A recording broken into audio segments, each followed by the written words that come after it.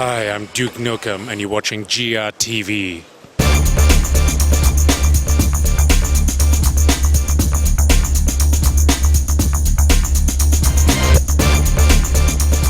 Braid is one of those few games in the world that has almost gotten total, complete, universal praise. And journalists all over the globe have been trying to come up with as obscure cultural references as they can about this game. And I'm here with Thomas Tangaard to find out if it actually deserves that kind of praise.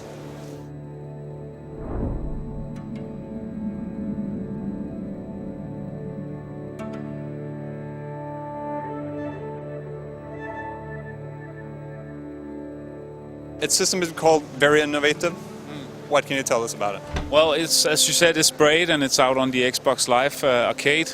And for me, that is just probably one of the greatest games since Portal came out, because it's so different. I mean, it's still just a platforming game. When I say still, it's with some reservations, because it's just not a platform game. But it works just like Super Mario Brothers would work, but with a time kind of where you can rewind time and forward time and stuff like that.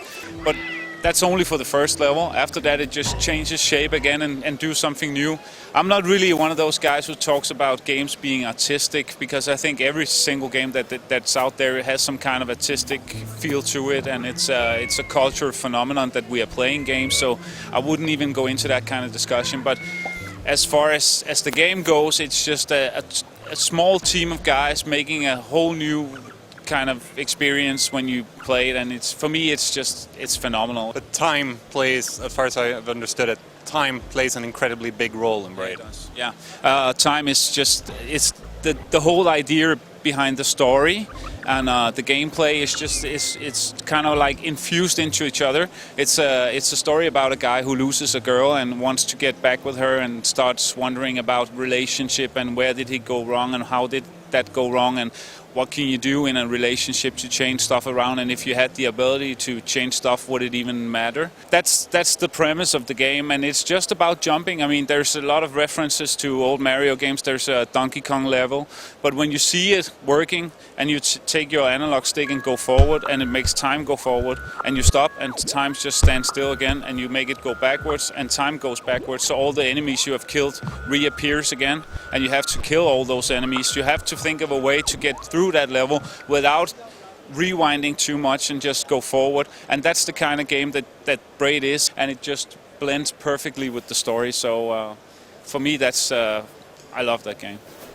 Is there any way to separate the gameplay from the story, or they're very intertwined? Actually, there isn't really a story. I think I might be extrapolating the story and saying a lot of stuff about it because it made me feel that way. Because the story is just this guy running along 4 books before he gets into a level, and you don't even have to read that story. But if you do, you get a whole different kind of feel. You'll see that the gameplay mechanics is just very much intertwined with the way that the story is told, and you have to have both if you want to have the real feeling of Braid. So, what grade would you give it?